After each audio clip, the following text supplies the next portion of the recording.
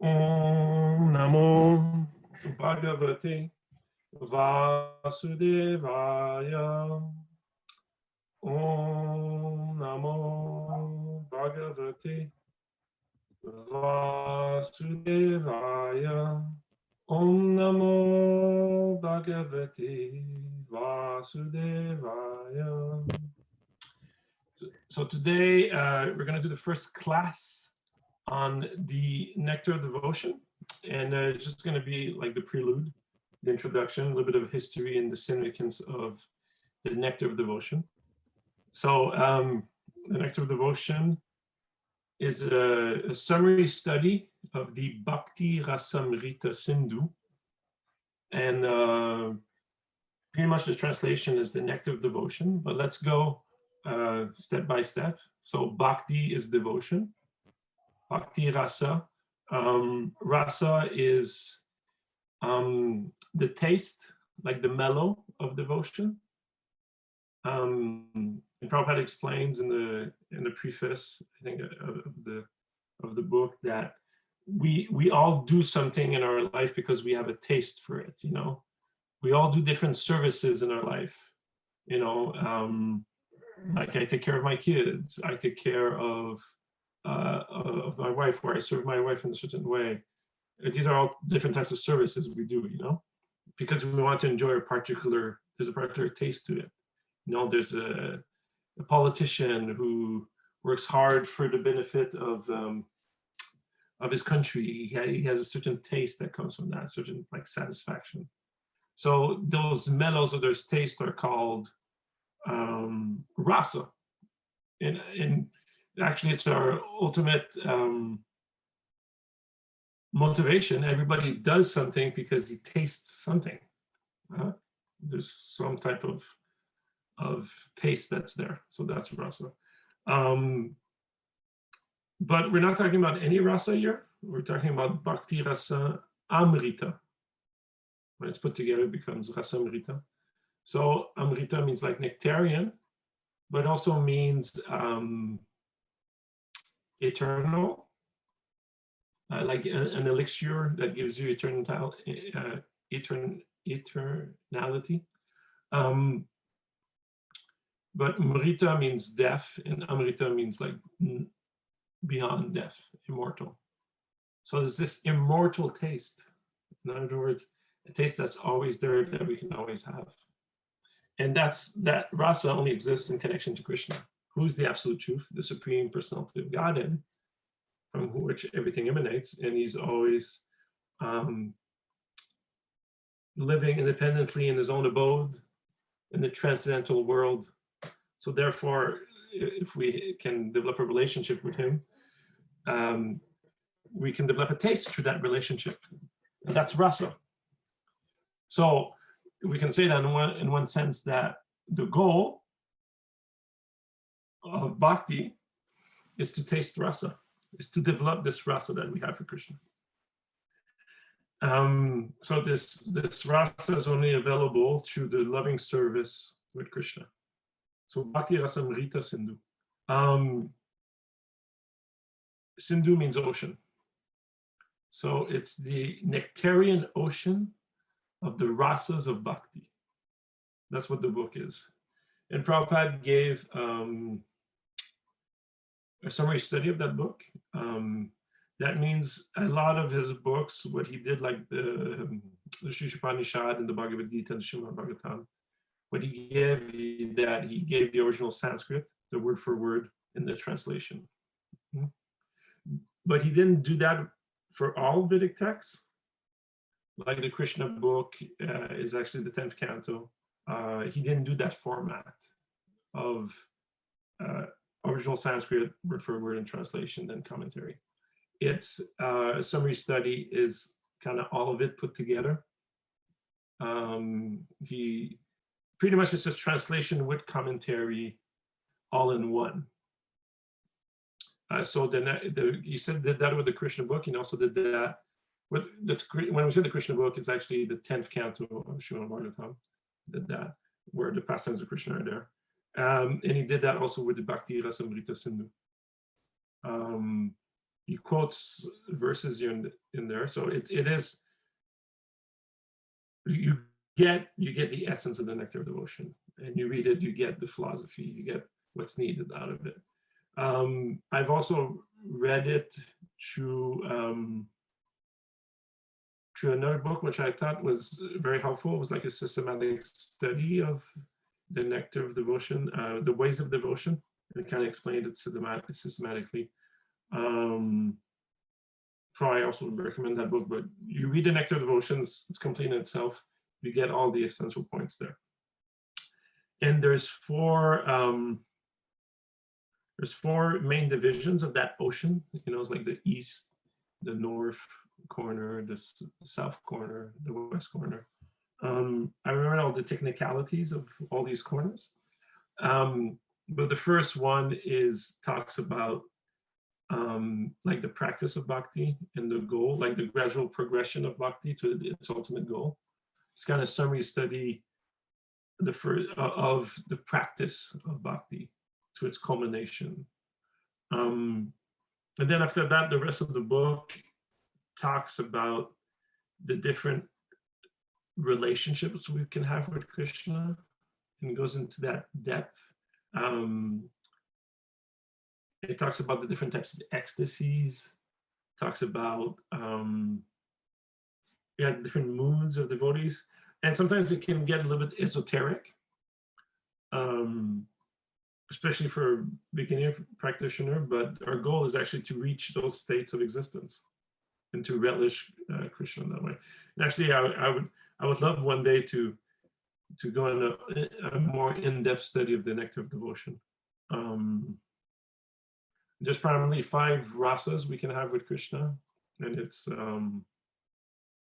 neutrality, servitorship. Neutrality is just appreciation, you know, from a distance. Neutrality, servitudeship. Then you can become Krishna's friend. There's even more intimacy there. You can become Krishna's parent, where you try to protect him. There's even more intimacy there, or you can become Krishna's paramour or lover, which is the most intimate. That's why we say Radha Krishna. Radha is the topmost in that relationship. And Balaram is the topmost of his friends, but he's actually a brother also. And then there's Mother Yasoda and Nanda Maharaj, who are the parents of Krishna. So all these are devotees that want to experience those relationships with Krishna. If everything comes from the spiritual world, if everything comes from Krishna, then the reflection, like the spiritual world is just a perverted reflection of the spiritual world. Just as in this world, we want to enjoy these relationships, well, Krishna also enjoys these relationships in the spiritual world. In the material world, we're just having a perverted reflection. And also, there's also 7 secondary relationships, like chivalry,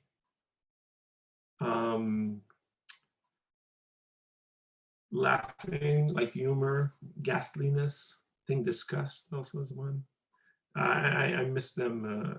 I don't remember all of them exactly. So there's like the 7 secondary relationships. So in total, there's 12 relationships we can have with Krishna, but there's the 5 primary that a person has, and then it's mixed with the other 7. You know, sometimes they're friends of Krishna in their laughing mood, or sometimes they're disgusted with something. All these are different mellows, different rasas.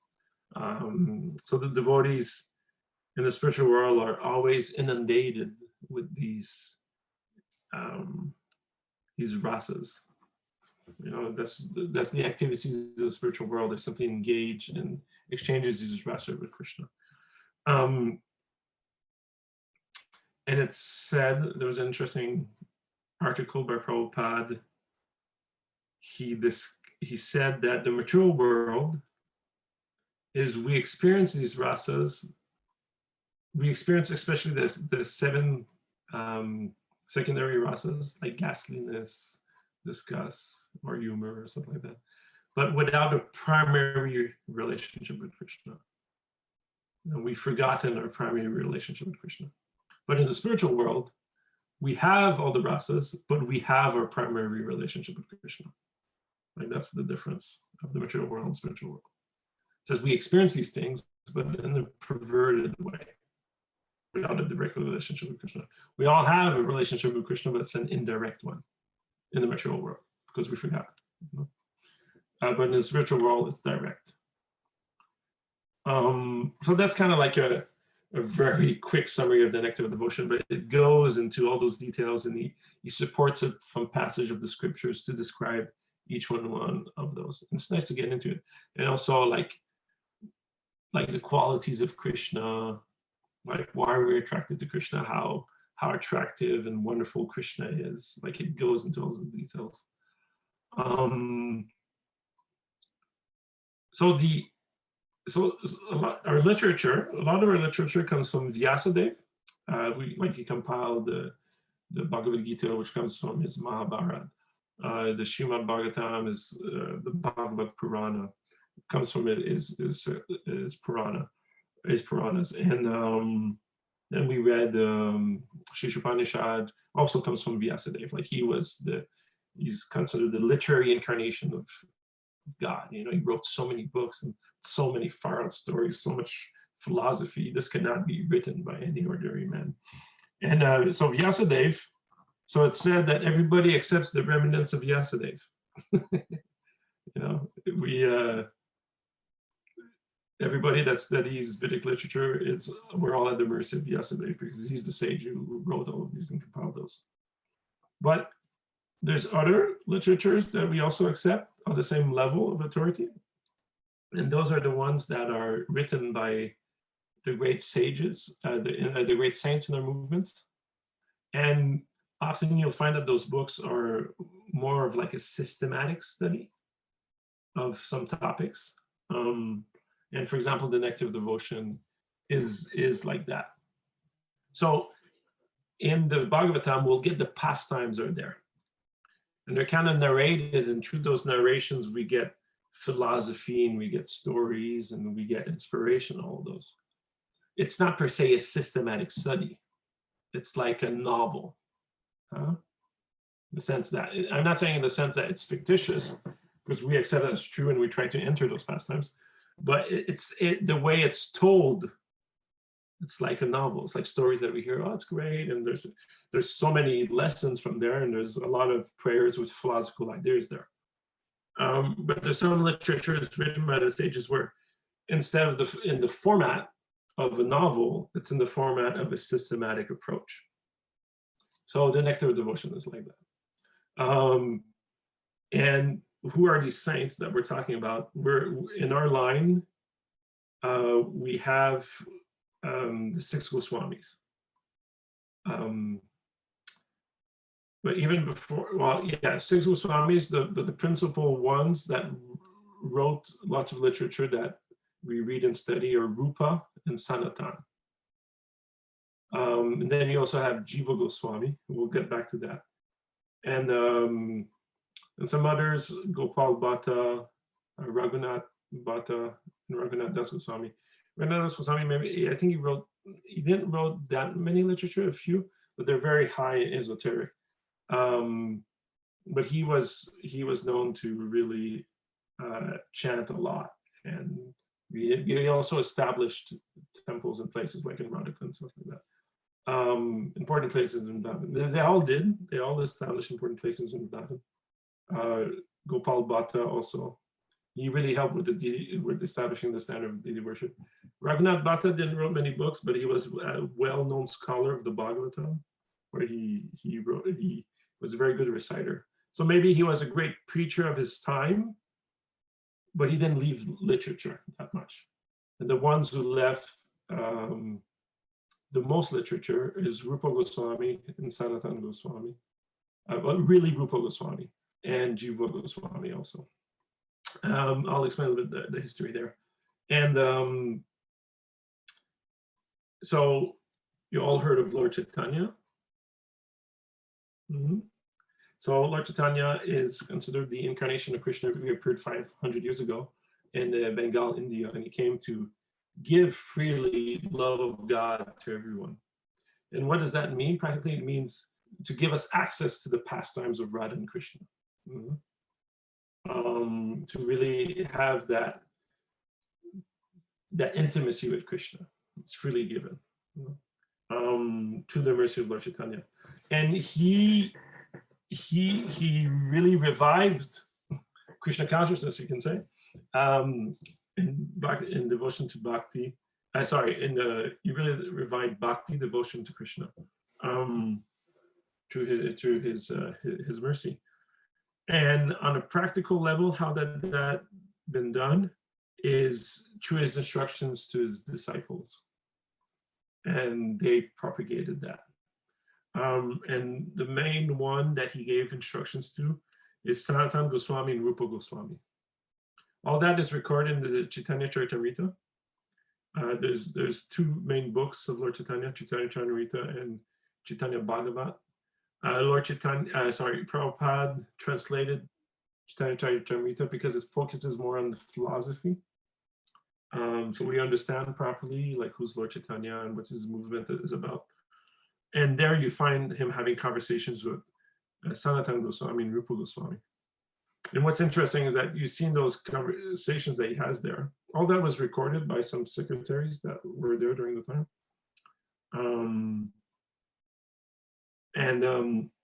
It's funny because a lot of, you hear the conversations is what's in the books of Nectar of Devotion.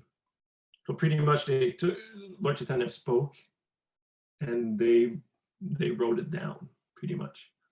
And his instructions were publish books and establishes place of worship in Vrindavan. So in Vrindavan, he also had like a contemporary of Lord Chaitanya, Vallabhacharya, who was also there. We can read, they had interesting, and they were both devotees of Krishna, they had interesting exchanges there in the Chaitanya Charitamrita. When we come to that, we can look at that. But he also, Vallabhacharya also revived another line of devotion to Krishna. They're more focused on the rasa of paternal love for Krishna. Like they worship Krishna a lot as a baby. Our focus in the line of Lord Chaitanya is more Radha Krishna. Like that's why we all have temples of Radha and Krishna there. Either our ultimate goal is to be a gopi of Krishna, or not, we still have high appreciation of that. What I mean by that is that in the perfect stage of love of Krishna, we all have a particular mood with Krishna. We might not necessarily be a gopi. We can acquire more of Krishna. Maybe you can be a coward boy, or maybe we're just a servant. Nonetheless, we can all appreciate the highest love between Radha and Krishna, and their love, and appreciate that. And we see that actually through the Bhagavatam. If we study the Srimad Bhagavatam, there's a lot of prayers of devotees that have a particular rasa with Krishna, but they still highly appreciate and praise that the love that he has with his intimate devotees, the gopis. But we focus a bit more on that, on that aspect, in the line of which, the reason why I say that is that,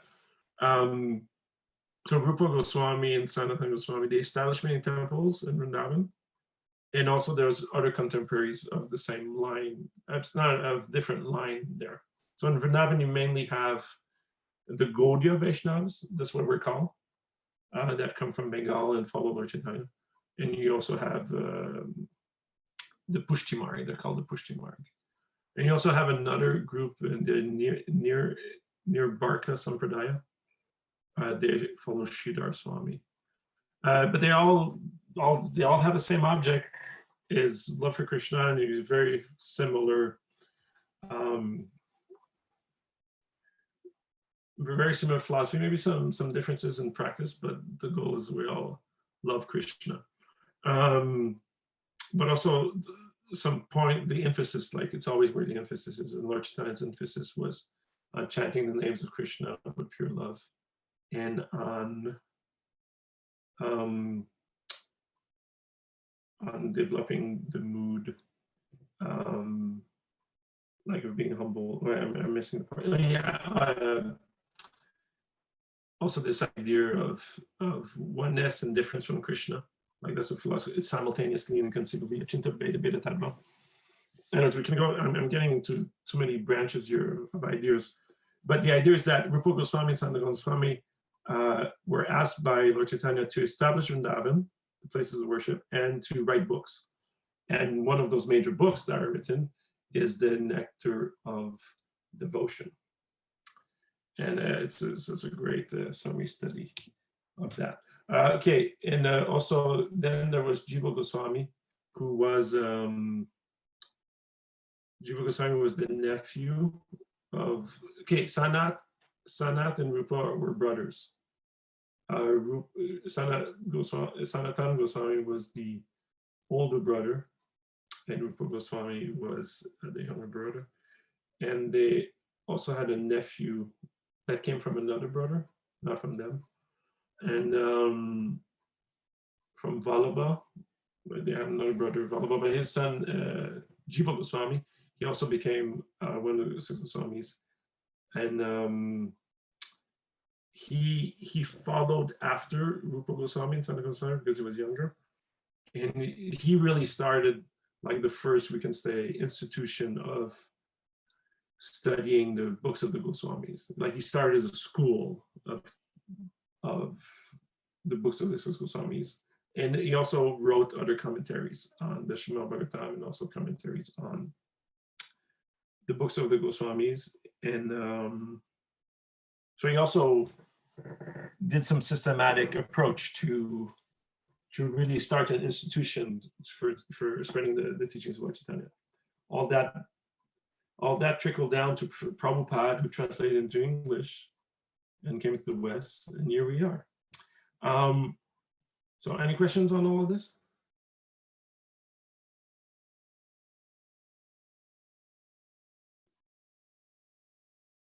Riyad, you want to add something to this? Did I say anything wrong, or my emphasis not in the right place?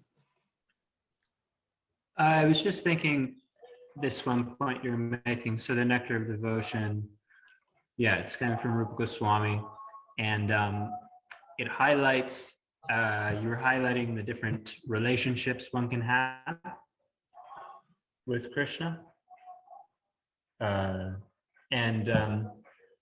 So I feel like it's an important thing is that just understand that like everybody is looking for these relationships. If you look around the material world, the world that we live in, people want to be parents, people want to be, you know, in a loving, or like a lover or a beloved. People want to be friends. So these relationships are there. We have the desire for these relationships. So back from the Sri Upanishad, we can understand that just like the drop of water has all the qualities of the ocean, even though it's in small quantities. So because we have a desire for all these different types of relationships, God, actually the source is coming from Krishna. He originally has the desire for all these types of relationships. And so this is actually, in most other religious traditions, this isn't very prominent and mostly isn't there, but an understanding of these other relationships with God. And probably there's lots of religious traditions that might think that it's somehow diminishing to God. The conception of God as being the kind of like the creator, the master, the worshipable objects. So that relationship of servant and master, that's probably the prominent relationship idea in most religious traditions. But Actually, Krishna, it's described in the Bhagavad Gita. You would have come across it in the first 6 chapters. But actually, Krishna, he prefers these more intimate relationships, like a friend and a friend. He prefers to be equal, or he prefers to be actually subordinate, like a child and his parent. Krishna, it's not that he is still the supreme, the supreme source of everything, but he covers that, and he covers the devotee so he can experience, because there's more love. Like a mother for her child, there's a lot of love there. So if the servant for his master, there's love there, but it's limited. But a mother's love for her child, this is like, it's said that in the material world, this is the greatest love, the most selfless love, generally speaking. And so Krishna wants to be on the receiving end of that. So he allows some devotee to become his parent so that he can experience that intensity of love, or he becomes a lover and a beloved to experience that. So we have the desire for all of these. So it's also all there in Krishna. And if we don't have this understanding, then we will look for these relationships somewhere else in the material sphere. But if we understand that we can have these types of relationships with Krishna, then we can be completely satisfied in that relationship, completely satisfied in that relationship. So I just wanted to bring up that you mentioned about those different relationships, that those are there. It's the intimacy that Krishna is actually looking for, this really intense intimacy. Yeah. I appreciate you bringing back it to the philosophy, because I was getting a little bit too much into the history there. Yeah, I remember Prabhupada, he would jokingly say, we're trying to come to the point where we can dictate where we can give orders to God. That's our goal. Our goal is to come to the point where God will serve us. I mean, he was saying that in a joking way, our goal is to love God, but like becoming the parent of God. Yes, well, listen to us out of love. Yeah. In that sense, the control, like in the material world, everybody's trying to become the greatest. We're trying to get to the top. We're trying to become God so we can control everything. But actually, the method, bhakti is so great, devotional service is so great, that actually by the love, Krishna is controlled by the love of the devotee. So what to speak of becoming God, you can actually control God by love. And that's our ultimate goal. And that's established by the Nectar of Devotion. Nectar of Devotion makes those things clear. And that's what I like. Like sometimes when you look at certain philosophies, you're like, okay, well, what is your ultimate end? What's your ultimate goal? Your pursuit of knowledge, your practice, or you're doing things in a certain way. I can judge you within a second just by you telling me what's your ultimate goal. But this philosophy is like, our ultimate goal is to be so much in love with God that we forget about who he is, and that we're just totally in love just with him. Like our ultimate goal is just to be eternally in love. How is that not a beautiful thing? But the problem where people don't accept that, the problem where people don't want that, is because that means you have to surrender to God. That means you have to purify your heart. That means you have to be humble. And that's a big one for a lot of us to step over that. We have a knot in the heart, and we can't have access to all these things. There's all this love because actually we're blocking it. And all these things are explained in the Nectar of Devotion, in a gradual process that one practices bhakti, but the goal of that practice is actually to develop a taste, which is a higher stage of raganuga, where one starts to develop a taste and start appreciating more and more. It's all about appreciation. So you appreciate a little bit, of bhakti, but then the more you get into it, the more you appreciate and what we want to appreciate is we want to appreciate the pastimes of Krishna. We want to appreciate his name. We want to appreciate his devotees, the devotees of this world, but also the devotees in the Bhagavatam, the devotees that are there in the scriptures, the Nanda Maharaj, the gopis, the cowherd boys, we want to appreciate and get into their mood and understand that. So that's like a higher level of bhakti. Sometimes it can take a long time to get to that. And then there's higher stages of love where one is just maddened with love. Like sometimes they even become like a madman in this world because they're just in love with Krishna all the time. All social conventions are gone. Not necessarily, not all perfect souls are on that level, or not that level, but I mean, manifest in that way. I mean, so they talk about all these things during Nectar of Devotion, but we're in our course of Introduction to Bhakti, we're not covering all of those. Now we're going to cover the first 5 chapters. We're going to take a break for the summer, and then in the fall, we're going to stay, I think, up to chapter 16 or something like that, which is considered the first division, which is all about the practice. And then after that, after like chapter 16 or so, it starts getting, we can say, a little bit more esoteric. But I think everybody should read the whole thing and study the whole thing. It's important. Yes, Priya. You were also mentioning about you're talking about the goal and the taste, and you're mentioning about Bhakti Rasa. So this is in the introduction. This is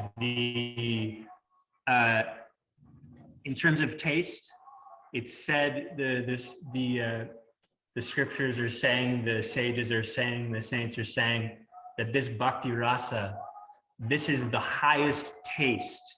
This is the highest enjoyment that we can experience.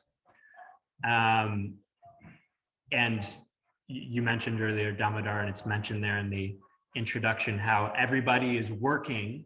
We're always serving. We're either serving our family, we're serving our body, we're serving the physical body, we're serving our nation, whatever. We're serving here or there, and we're getting some taste. So what's being presented here in the Nectar of Devotion is that this Bhakti Rasa, this is the highest taste. So, okay, it may be or it may not be, like they're saying that it is.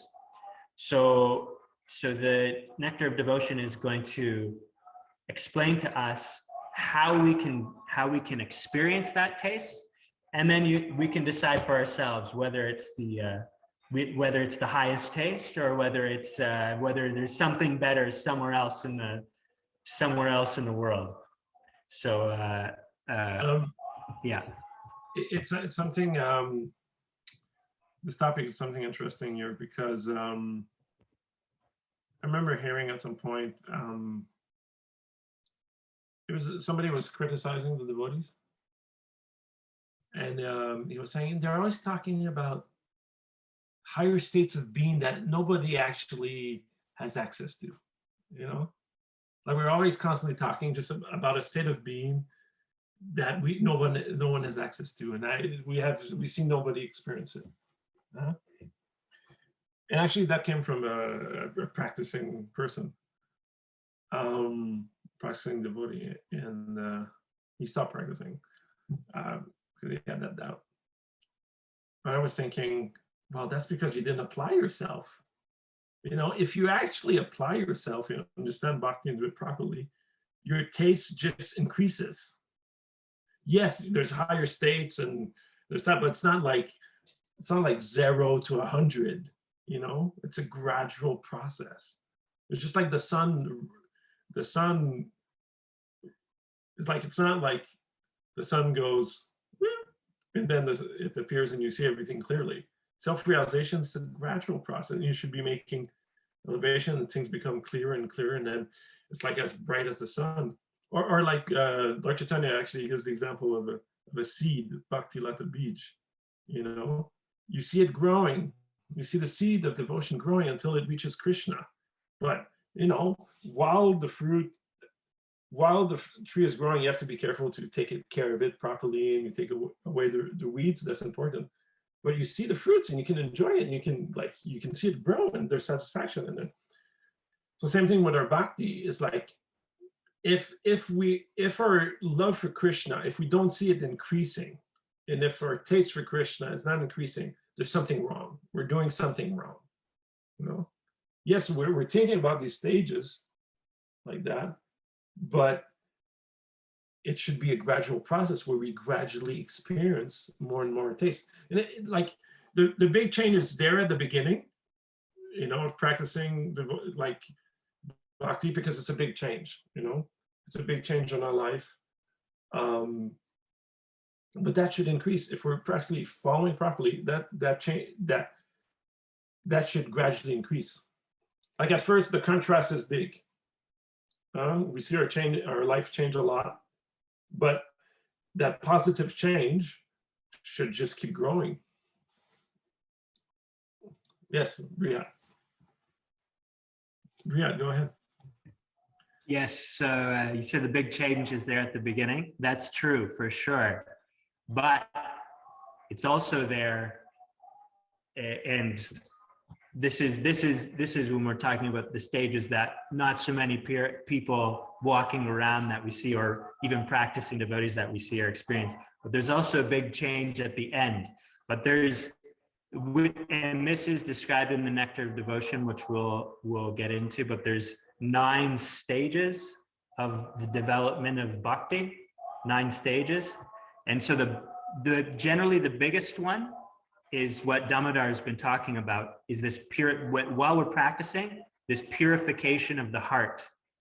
So this is generally the longest stage. But after the heart is purified, then again, the things really start happening quickly. So yes, there is a big change at the beginning. We really feel it. But once the heart is purified, and that we also experience, we also feel. But as the heart gets to the stage where it is actually purified, then it's described also that things also develop very quickly. And the things that we may have felt at the beginning, actually, in one sense, they pale in comparison to the experience that devotees have when the bhakti really fully matures.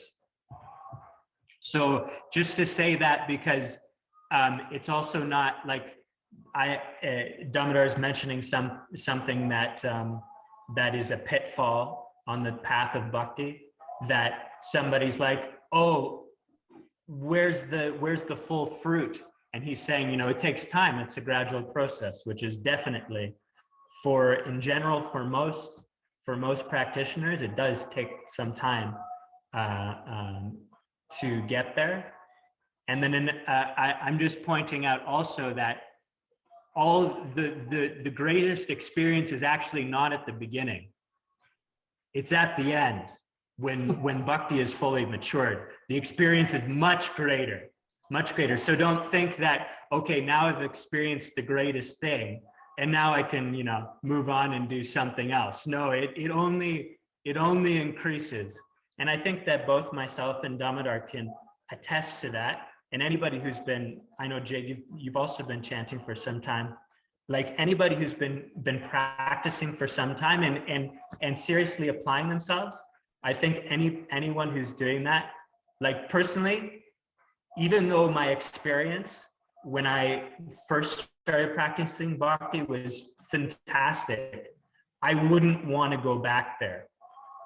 Because the experience I'm having now, even though sometimes it may not be as, I don't know, exhilarating maybe in some way, I feel much better situated, much more enriched, much more like my experience of life is a lot more satisfying than it was, say, 2 years ago or 5 years ago, or when I just, came in contact with the process of bhakti.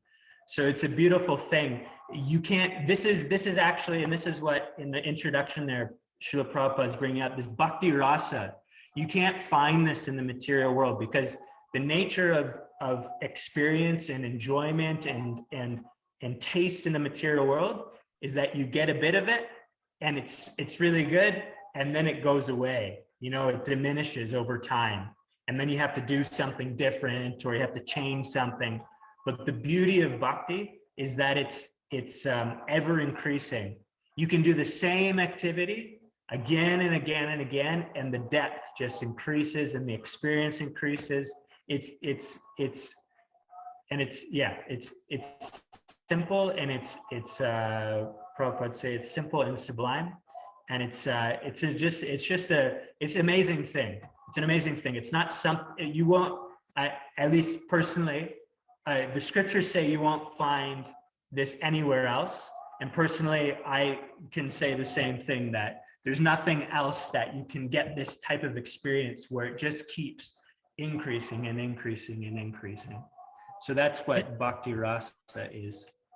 And frankly speaking from my own experience, I had ups and downs in my own practice, and that's kind of happens to a lot of persons.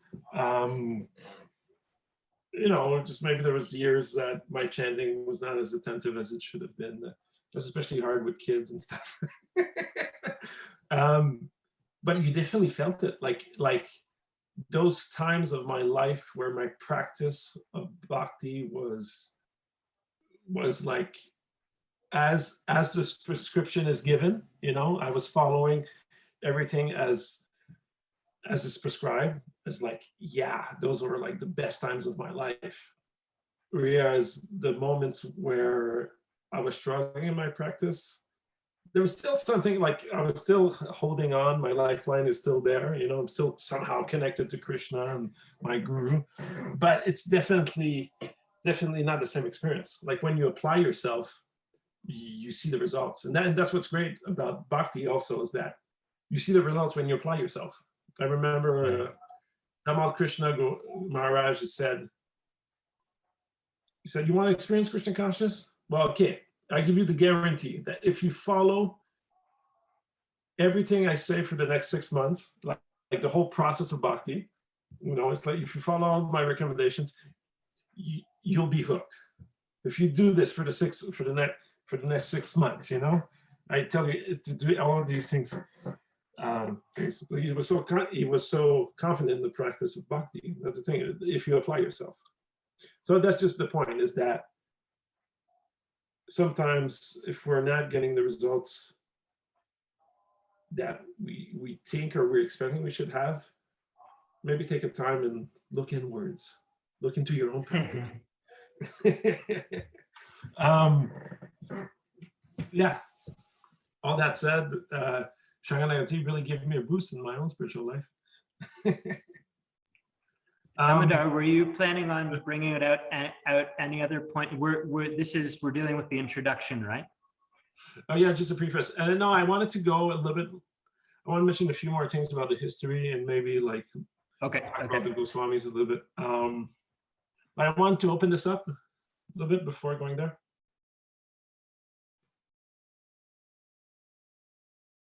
I opened up to the other participants. The other one in the digital room. Well, I know for myself, I tried to read this book on my own 2 years ago, and I realized that it is as deep as an ocean, and I am as deep as a puddle. Like, so much was lost. So I'm really excited to hear a more educated perspective. Mike, any comments on all that we're talking about? Yeah, my connection's terrible, by the way, but hopefully you guys can hear me okay. Yeah, no, it's I've only really read the history and introduction so far, and like it is there's a bunch of paragraphs in it that I'm gonna have to send emails to you guys about, because it's pretty deep, but I'm excited about learning more of like the process, right? So already like Brihat's a description of the different kinds of relationships made so much more sense than I've read so far, right? Like even the part you guys were talking about with like eventual so much service you could control God, it made me think of like with my kids, like when they're, you know, you love them so much and they, you know, they barely ever listen to you, but it's like they get these moments where like they're like, man, they care for me and love me so much, I want to do this for them. And I think it's kind of like that same thing, right? Like we give Krishna so much love, he's like, oh my God, like this guy loves me this much, I have to help him out here. And like that's what it reminded me of, right? So it was a really good example of the different kinds of relationships. It made a lot of sense. There's an image of Krishna. He's wearing the sandals of his father on his head. As a baby, like he's like a little baby, and he's wearing the sandals of his father on his head. You know, that loving reciprocation there. Yeah. Exactly. And God wants to taste that. You know, it's like he's tired. It's just like, imagine he's lonely on top. You know, in that sense. Well, you know? and that's what it made me think too. Is like when you were talking about basically like the, you know, that it's a reflection, but an impure reflection of the relationships that God wants. And that was it, is like, you know, we're seeking all these relationships in the material world because of that. You know, we want the same thing, but they're not ever going to be pure, right? Like, so the only time we're ever going to get a pure relationship is by direct relationship with God. So, you know, it makes sense why we're never really fully satisfied until we understand that the only kind of relationship in this material world is by seeing the Krishna inside everybody, right? Like the Paratma. So that kind of changes the way your service goes towards everything. Yeah, because Krishna is the perfect friend. He's the perfect son. He's the perfect lover. He's the perfect master. So the thing is, we have these relationships in this world, and even if they're good, which generally speaking, there's always something that goes on. But Krishna he knows how to perfectly reciprocate in every circumstance, every situation. So that's one thing. But the other thing is that even if our relationships in this world, even if they're, you know, they are good, because of the temporary nature of this world, they have to end at some point in time. So there's always, with relationship on the material platform, there's always disappointment in some way. But on the spiritual platform, then those relationships, they're actually the full taste, the full spectrum of experience is fully there, and it goes on and it goes on and it increases. And Krishna knows how to perfectly reciprocate in any of those relationships. So it sounds like from what both of you are saying, that it sounds like, just from the initial reading of the Nectar of Devotion, that it's a bit of seems like it's going to be a deep read, maybe a little bit over the top, but we're dealing just with the beginning, right, Damodar? No, it was more so in the. Sorry, it was more so the introduction. There was so many Goswamis in the first like few paragraphs. I was like, are we gonna have to keep track of all these right now? Like this, like, oh my gosh. And then when Damodar started with it again, I was like, oh, okay, I don't know. I gotta get like a family tree or something going on. After 20 years, I know that part.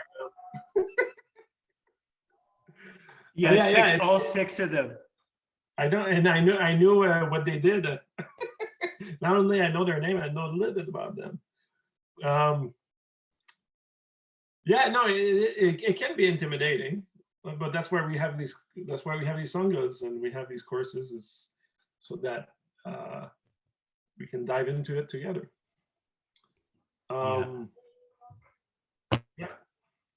I would like to finish about the Six Goswamis.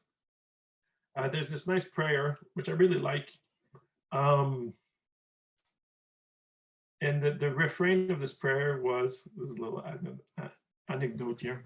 The refrain of this prayer is Vande Rupa Sanatano Raghu Yugo Shri Jiva Goswami.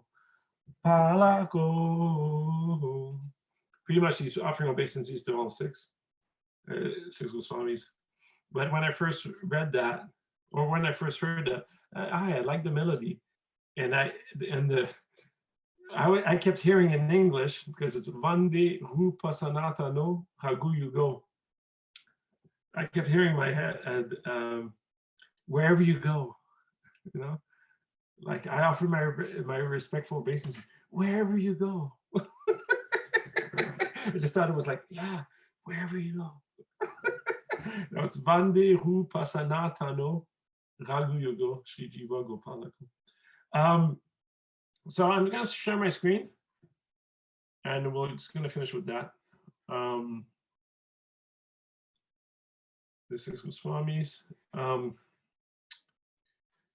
And that's on the resource page right here. Where is that resource page? I put these two songs here. This is one of my favorite of Prabhupada. It's a very nice melody of him saying this prayer to the Six Goswamis. Let's let it load.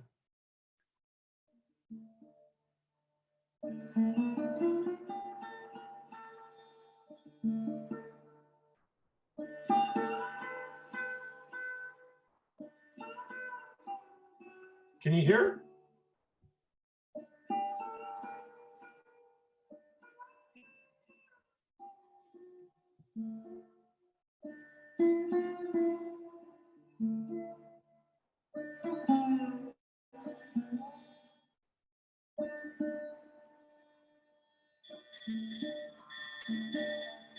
Krishna Kirtana Varnana Panapano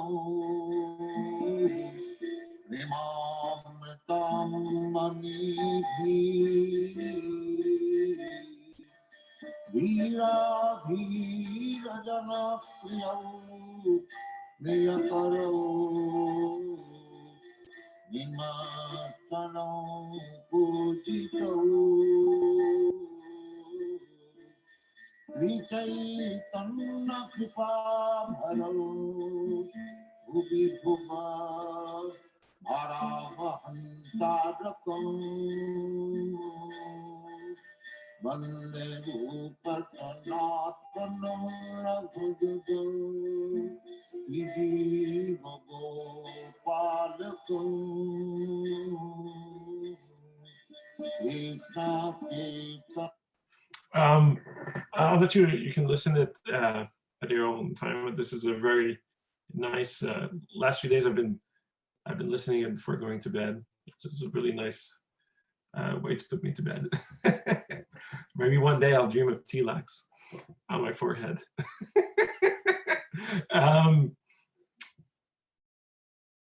Just an inner joke there. Yeah, so this is a very nice one, and it's very nice. You can really hear like the meditation absorption of Prabhupada. I also included here this other one here. It's from a disciple of Srila Prabhupada. And he goes through the song, and the reason why I put that there is because he goes through a song like systematically, like verse after verse. Sometimes Prabhupada in his bhajan, he goes with the waves of devotion, with the waves of bhakti, and it's more like a meditation and goes back and forth. It's not necessarily like a systematic singing of the song. It's more like singing the song with lots of emotion.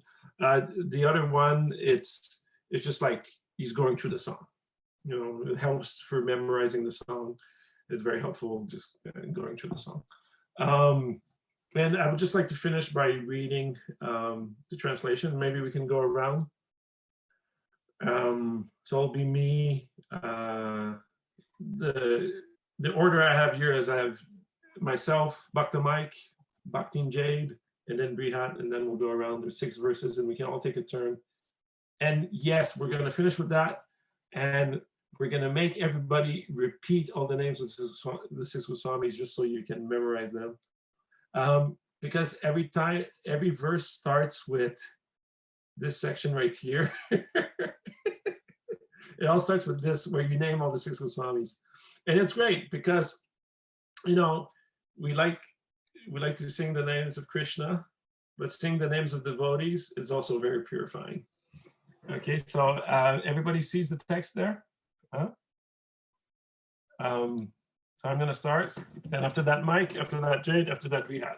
And then again, me. So there's 8 of them, so we'll each have 2 to do. But I do 1, then Mike 1, and then Jade 1. And let's go. So I offer, so this is the meaning of the song there. I offer my respectful obeisances unto the 6 Goswamis, namely Sri Rupa Goswami, Sri Sanatana Goswami, Sri Raghunath Bhatta Goswami, Sri Raghunath Das Goswami, Sri Jivo Goswami, and Sri Gopal Bhatta Goswami, who are always engaged in chanting the holy name of Krishna and dancing. They're just like the ocean of love of God, and they're popular both with the gentle and with the ruffians, because they're not envious of anyone. Whatever they do, they're all pleasing to everyone, and they're fully blessed by Lord Chaitanya.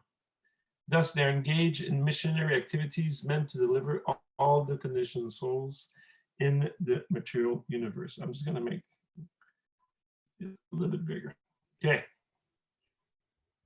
Number 2, Mike. I offer my respectful obeisances unto the 6 Goswamis, namely Sri Rupa Goswami, Sri Sanatana Goswami, Sri Raghunatha Bhatta Goswami, Sri Raghunatha Dasa Goswami, Sri Jiva Goswami, and Sri Gopala Bhatta Goswami, who are very expert in scrutinizingly studying all the revealed scriptures with the aim of establishing eternal religious principles for the benefit of all human beings. Thus, they are honored all over the 3 worlds, and they are worth taking shelter of because they are absorbed in the mood of the gopis and are engaged in the transcendental loving service of Radha and Krishna.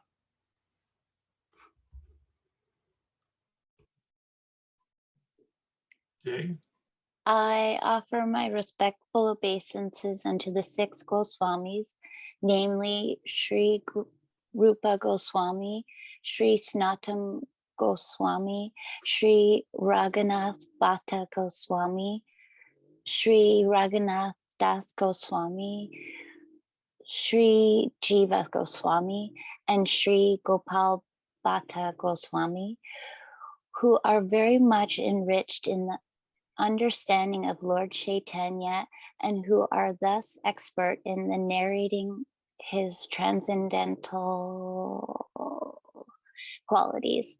They can purify all conditioned souls from the reactions of their sinful activities by pouring upon them the transcendental songs about Govinda. As such, they are very expert in increasing the limits of the ocean of transcendental bliss, and they are the saviors of the living entities from the devouring mouth of liberation. Or from the misconceptions of liberation. Yeah. I offer my respectful obeisances unto the 6 Goswamis, namely Sri Rupa Goswami, Sri Sanatana Goswami, Sri Raghunath Bhatta Goswami, Sri Raghunath Das Goswami, Sri Jiva Goswami, and Sri Gopal Bhatta Goswami, who kicked off all association of an aristocracy as insignificant. In order to deliver the poor conditioned souls, they accepted loincloths, treating themselves as mendicants, but they are always merged in the ecstatic ocean of the gopis' love for Krishna and bathe always and repeatedly in the waves of that ocean. I offer my respectful obeisances unto the Six Goswamis, namely Sri Rupa Goswami, Sri Sanatan Goswami, Sri Raghunath Bhatta Goswami, Sri Raghunath Das Goswami, Sri Jivo Goswami, and Sri Gopal Bhatta Goswami, who were always engaged in worshipping Radha Krishna in the transcendental land of Vrindavan, where there are beautiful trees full of fruits and flowers, which have under their roots all valuable jewels. The Goswamis are perfectly competent to bestow on the entities the greatest boon of the goal of life. I offer my respectful obeisances unto the Six Goswamis, namely Sri Rupa Goswami, Sri Sanatana Goswami, Sri Raghunatha Bhatta Goswami, Sri Raghunatha Das Goswami, Sri Jiva Goswami, and Sri Gopala Bhatta Goswami, who are engaged in chanting the holy names of the Lord and bowing down in a scheduled measurement. In this way, they utilized their valuable lives in executing these devotional activities they conquered over eating and sleeping, and were always meek and humble, enchanted by remembering the transcendental qualities of the Lord. I offer my respectful obeisances unto the Six Goswamis, namely Sri Rupa Goswami, Sri Sanatan Goswami, Sri Raghunath Bhatta Goswami, Sri Raghunath Das Goswami, Sri Jiva Goswami, and Sri Gopal Bhatta Goswami, who were sometimes on the bank of the Radha Kunda lake or the shores of the Yamuna, and sometimes at Vamsimat.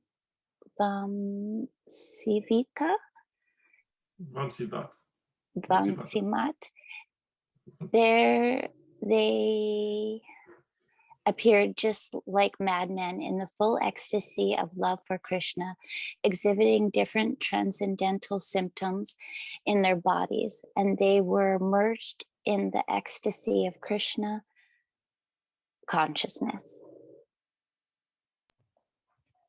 I offer my respectful obeisances unto the Six Goswamis, namely Sri Rupa Goswami, Sri Sanatan Goswami, Sri Raghunath Bhatta Goswami, Sri Raghunath Das Goswami, Sri Jiva Goswami, and Sri Gopal Bhatta Goswami, who were chanting very loudly everywhere in Vrindavan, shouting, "Queen of Vrindavan, Radharani, O Lalita, O son of Nanda Maharaj, where are you all now? Are you just on the hill of Govardhan, or are you under the trees on the bank of the Yamuna? Where are you?" These were their moods in executing Krishna consciousness.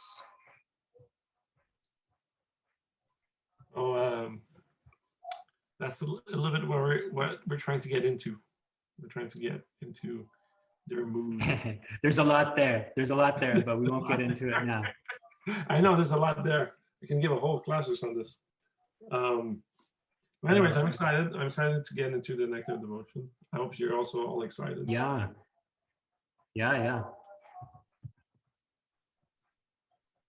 So you're giving next week, Brihat? Yes. Okay, awesome.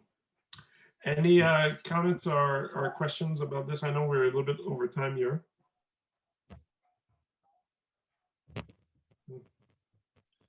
So, and you can always reach us by email. So send us a load of questions and we'll be replying. Okay. Thank you very much. Awesome. Thanks so much. Hare Krishna. Hare Krishna. Hare Krishna. Have a good night. You as well. Have a good weekend, everybody. You too.